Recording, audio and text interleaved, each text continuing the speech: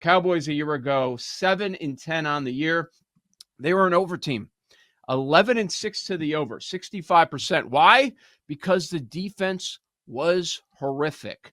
Their best players were injured last year. It was Dak missing about half the year. You had Parsons missing time, Diggs in the secondary missing time as well. That was not all of their issues, but that was certainly a big part of it. So McCarthy is out. They promote Schottenheimer from within. It's what Jerry does, man. I kind of think, my comp is the Bears. Funny enough, with Mike Ditka, because it just seems like an owner that doesn't want anybody that's going to draw the eyeballs, draw the attention. Are you going to fall in line? Are you going to listen to me, do whatever I say? And ever since Ditka, the Bears have hired, for the most part, quiet owners, ones that aren't too outspoken. They're not going to draw headlines like Ditka did. And ever since Jimmy Johnson, that's what Jerry Jones has been doing. Like, if you look at the list of coaches, it was McCarthy. It was Jason Garrett for a freaking decade coaching this team. Wade Phillips, quiet guy. Dave Campo, a no-namer. Chan Gailey, his buddy Barry Switzer. I guess outside of that, you could go with Bill Parcells, but that was for a limited time.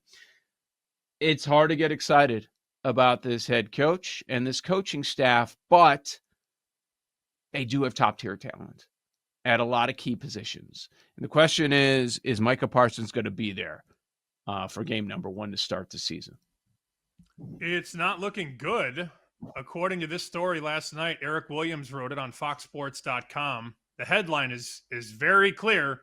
Jerry Jones shares he has not spoken with Micah Parsons since the trade request. We're at almost a week now.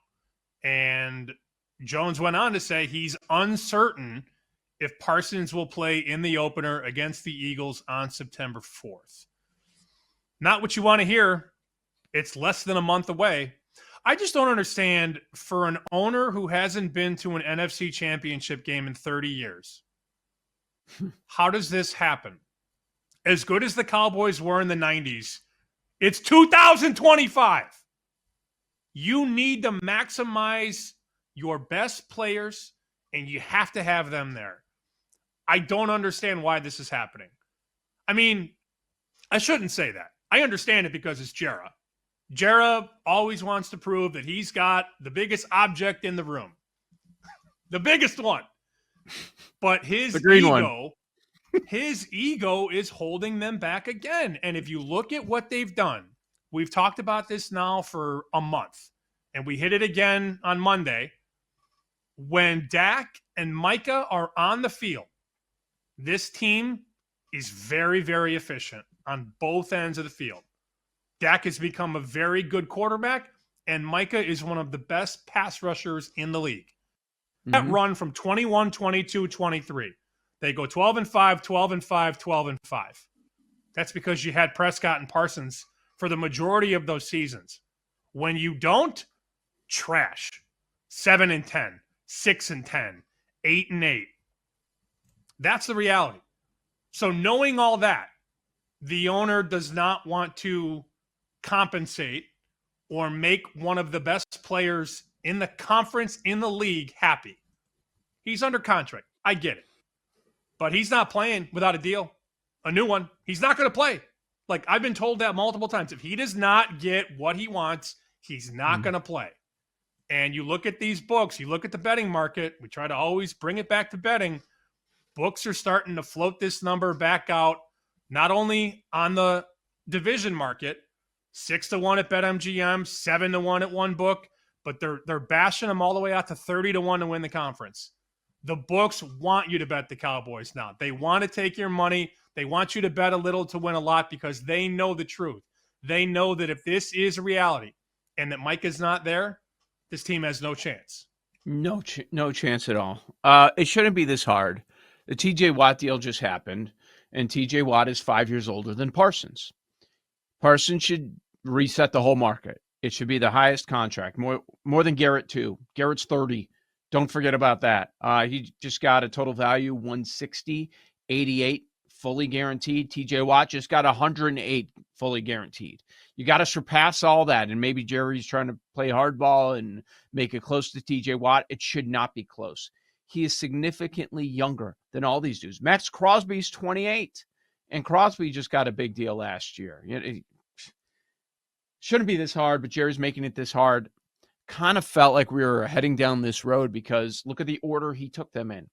He did Dak, then he did Lamb, and Parsons was last. Why was Parsons last? He felt the other two were more important. I don't know that that's the case. You do have to have a quarterback, but is Lamb more important than Parsons? That's a pretty good debate. I'm sure some Cowboys fans are having. Got to get this deal done, but Jerry has started seasons where a star player actually misses games. This has happened before. It's a Jerry playbook. Fascinating to see what happens. What do you do? So the win total is different. Yeah, you'll find win totals that, okay, we're juiced over at one number. That means the next number up, we're going to be juiced under. The juice on the over 7.5 is not that much. When you see 7.5 and 8.5s out there, you would assume that the 7.5 is juiced to the gills, right? Like minus 180, almost $2. No, that's not the case. You can find a minus 130 on over 7.5. So I find that to be interesting. And is he going to look at, the addition of Pickens? We'll be fine. We'll be able to score enough. Or look, we had you for a significant portion of the year and we were still a bad defense. Maybe the Trey Hendrickson conversation.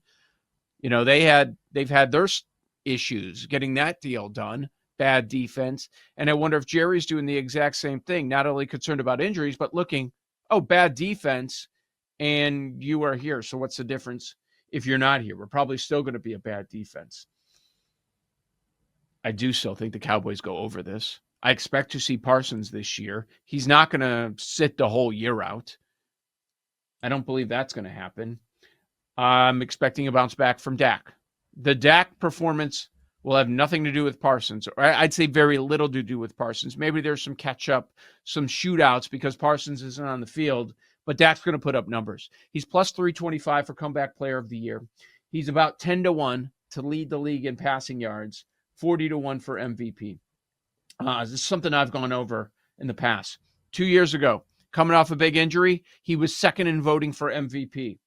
4,500 yards, 36 passing touchdowns. 2021, he was coming off a big injury. 4,500 passing yards again, 37 touchdowns, right next to that 36 number I just talked about.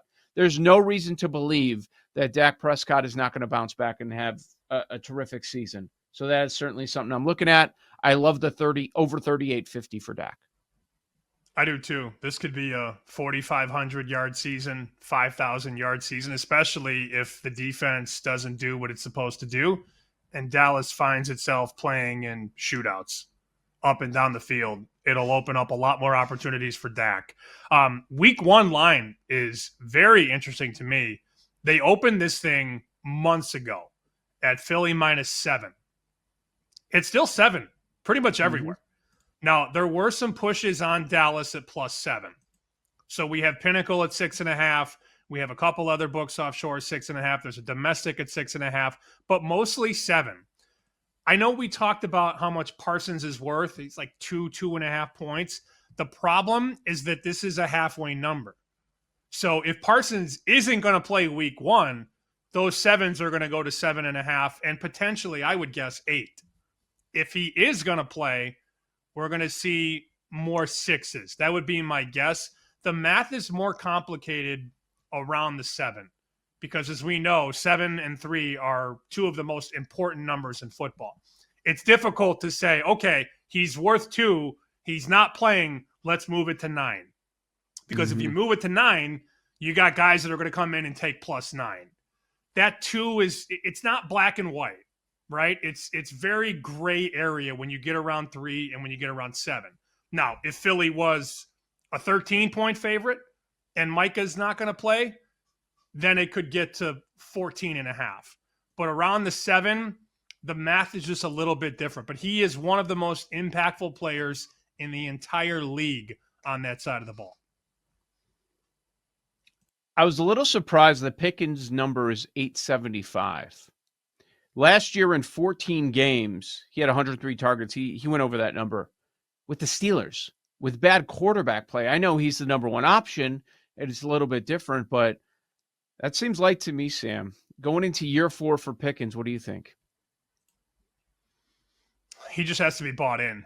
There are so many question marks around this team, and I'm glad we're going to have on a guest that'll talk about the Cowboys. It's more news, though, than it is numbers to me, and it's more hypothetical than it is reality. Is this guy going to play? Is this guy going to stay on the field? Is this guy going to be bought in? Is the owner going to shut his mouth? I don't have any answers, so it's difficult to make a lot of bets right now.